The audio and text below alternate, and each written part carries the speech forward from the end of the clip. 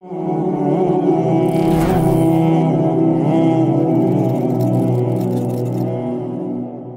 باللہ من الشیطان الرجیم بسم اللہ الرحمن الرحیم لقد کان لکم فی رسول اللہ اسوۃ حسنہ۔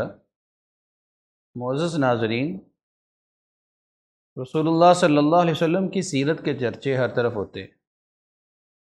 پورا سال، پوری زندگی ہم رسول اللہ صلی اللہ علیہ وسلم کی سیرت کو بیان کرتے ہیں، ہم اس کو سنتے ہیں، پڑھتے ہیں اور اپنی زندگی کو رسول اللہ صلی اللہ علیہ وسلم کی سیرت کے مطابق ڈالنے کی کوشش کرتے ہیں۔ رسول اللہ صلی اللہ علیہ وسلم ایک رہبر کامل ہیں، زندگی کے ہر گوشے میں ان کی رہنمائی موجود ہے۔ ہم جس بھی فیلڈ سے تعلق رکھتے ہیں، ہم رسول اللہ صلی اللہ علیہ وسلم سے رہنمائی لے سکتے ہیں۔ آج آپ کے سامنے رسول اللہ صلی اللہ علیہ وسلم کی ایک پیاری حدیث مبارکہ، جس سے ہمیں یہ سبق ملتا ہے، اگر ہم کسی مسلمان بھائی کو کوئی غلطی کرتے دیکھیں تو اس کی نشاندہی کرنی چاہیے۔ ہاں، یہ حالات کی مناسبت سے دیکھنا چاہیے کہ اس کو لوگوں کے سامنے سمجھانا ہے یا لوگوں سے ہٹ کر تنہائی میں سمجھانا ہے۔ یہ حکمت کے تقاضے ہیں، جو دعوت میں حکمت کے تقاضوں کو ملحوظ بھی رکھنا چاہیے۔ رسول اللہ صلی اللہ علیہ وسلم نے ایک صحابی کو دیکھا، مسجد کے کونے میں آئے، وہ نماز پڑھ رہے تھے، آپ مسجد میں تشریف فرما تھے۔ اس نے نماز پڑھی، نماز پڑھنے کے بعد رسول اللہ صلی اللہ علیہ وسلم کے پاس حاضر ہوئے اور آ کر سلام کی۔ آپ صلی اللہ علیہ وسلم نے سلام کا جواب دیا اور فرمایا ارجع فصلی فإنک لم تصلی، لوٹ جاؤ، جا کر نماز پڑھو، تم نے نماز پڑھی ہی نہیں ہے۔ اب وہ صحابی رسول پھر چلے جاتے ہیں، پھر جا کر نماز پڑھتے ہیں، نماز پڑھنے کے بعد پھر آئے، آ کر سلام کہا، آپ نے سلام کا جواب دیا اور فرمایا ارجع فصلی فإنک لم تصلی، پھر جا کر نماز پڑھو۔ اب وہ پھر کونے میں جاتا ہے، پھر نماز پڑھتا ہے، پھر نماز پڑھنے کے بعد آپ کے پاس آیا، آپ کو سلام کہا، آپ نے فرمایا کہ لوٹ جاؤ، تم نے نماز نہیں پڑھی۔ 3 مرتبہ رسول اللہ صلی اللہ علیہ وسلم نے اس بات کو بیان فرمایا۔ اب وہ صحابی رسول صلی اللہ علیہ وسلم آپ کے سامنے عرض کرتا ہے، اللہ کے پیارے پیغمبر، مجھے سکھلا دیجئے نماز کیسے پڑھنی ہے۔ آپ صلی اللہ علیہ وسلم نے پھر اس کو سکھلایا، جس سے یہ بات ملتی ہے کہ اگر کسی مسلمان کو غلطی کرتے دیکھیں تو فوری طور پہ اس کی نشاندہی کرنی چاہیے، اس کو سمجھانا چاہیے تاکہ وہ اپنی غلطی کی اصلاح کر لے۔ آپ صلی اللہ علیہ وسلم نے فرمایا جب تو نماز پڑھنے کے لیے مسجد میں آؤ، اچھی طرح وضو کرو، وضو کرنے کے بعد قبلہ رخ ہو جاؤ، قبلہ رخ ہونے کے بعد تکبیر کہو اور نماز پڑھنی شروع کر دو۔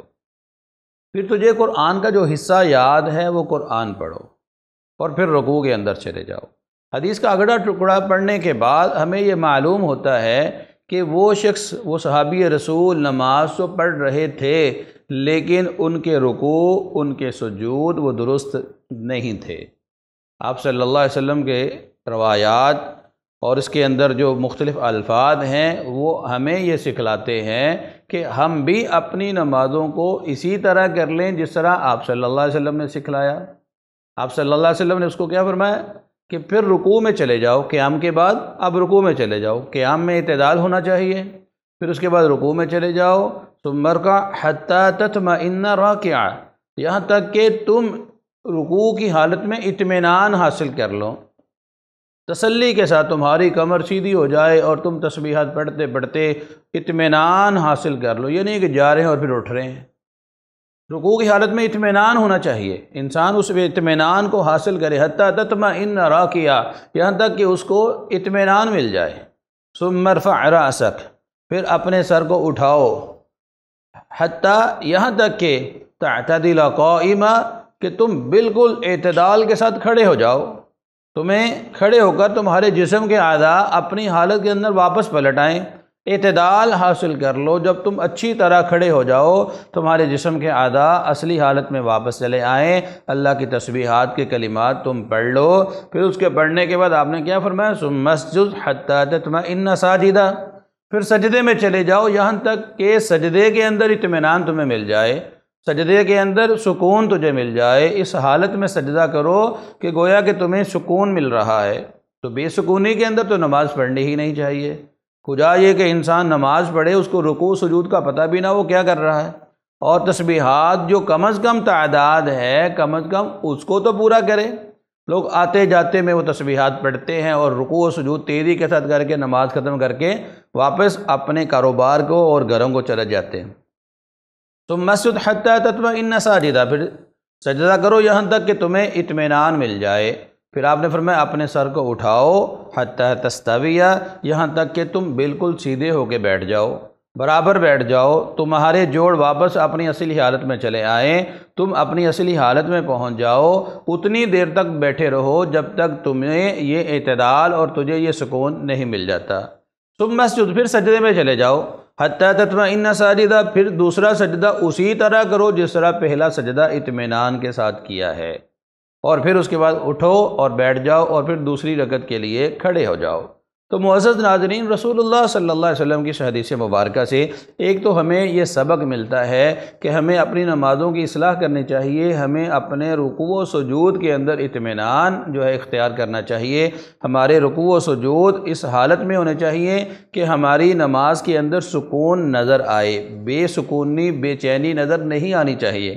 رکوع کے بعد کھڑے ہونا اور سجدوں کے درمیان بیٹھ جانا، یہ رسول اللہ صلی اللہ علیہ وسلم نے اس حدیث مبارکہ کے اندر واضح فرمایا۔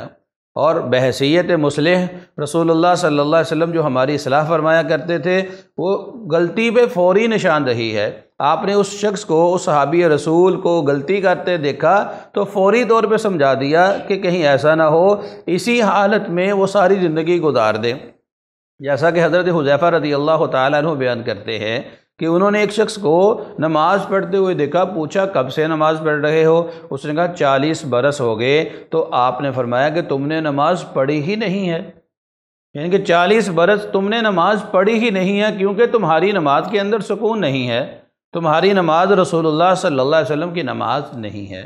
اس لیے جب بھی کسی کو غلطی کرتے دیکھیں، ہمیں چاہیے ہم رسول اللہ صلی اللہ علیہ وسلم کو بحیثیت مصلح دیکھیں۔